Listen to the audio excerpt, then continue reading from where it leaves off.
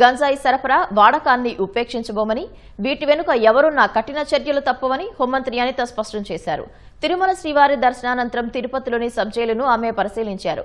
కారాగారంలో వస్తువులు, ఖైదీల భద్రతపై ఆరా తీశారు. నూతన జిల్లా జైలు ఏర్పాటు చేయాల్సిన అవసరం ఉందని, ఇందుకోసం స్థల పరిశీలన చేస్తున్నామన్నారు. జైళ్ల శాఖలో ప్రక్షాళన చేపట్టామని, ఖైదీల్లో పరివర్తన కోసం సిబ్బంది కృషి చేస్తున్నారని వెల్లడించారు. ఈ తిరుపతి జిల్లాల హెడ్ క్వార్టర్లు అయిన తర్వాత ఇక్కడ ఒక జిల్లా జైలు అన్నది ఏర్పాటు చేయాల్సిన అవసరం ఉంది.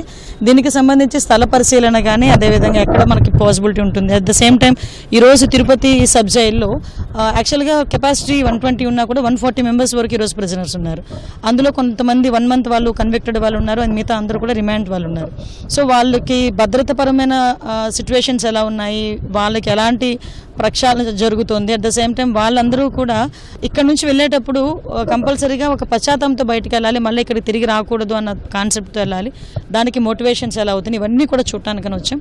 హాస్పిటల్ నుంచి కూడా ఎవరో ఒకరిని ఇక్కడ నుంచి పెట్టే ఏర్పాటు కూడా చేస్తాం. ఎందుకంటే 140 మంది ఉన్న చోట కంపల్సరీగా మెడికల్ ఎయిడ్ కూడా ఉండాలి. దానికి కూడా ఏర్పాటు చేయమని చెప్పి ఇప్పుడే నేను అధికారులను కూడా ఆదేశించడం జరిగింది. ఓవరాల్గా జైళ్ళని ప్రక్షాళన చేయాలి, జైల్లో ఉన్న వాళ్ళు కూడా పశ్చాత్తాపంతో తిరిగి ఆ నేరం జరగకుండా ఉండేటట్టుగా చేసుకునే బాధ్యత కూడా మేము తీసుకోవాలి. గాంజా అన్న పేరుని మేము టాలరేట్ చెయ్యము, అది ఎవరున్నా టాలరేట్ చెయ్యము. గాంజా అన్న పదం ఎవరి నోట్లు విన్నా కూడా, ఎవరైనా దానికి సరఫరా చేసినా, యూజ్ చేసినా, దానికి ట్రాన్స్పోర్ట్ చేసినా, ఏ రకంగా కూడా ఉన్నా కూడా వాళ్ళ మీద ఎటువంటి వాళ్ళ మీదైనా చర్యలు తప్పవు. అందులో రాజకీయాలు చేయాల్సిన అవసరం లేదు. ఎలాంటి వాళ్ళ మీదైనా చర్యలు తీసుకుంటాం. దాన్ని కూడా పొలిటికల్గా యూజ్ చేసుకుందాం అనుకుంటే కనుక వాళ్ళ కర్మ, నేనేం చేయలేను. ఎక్కడైనా అలాంటిది ఏదైనా ఉంటే కనుక మాకు రుజువు చూపించమనండి, మాకు ప్రూఫ్ ఇమ్మనండి.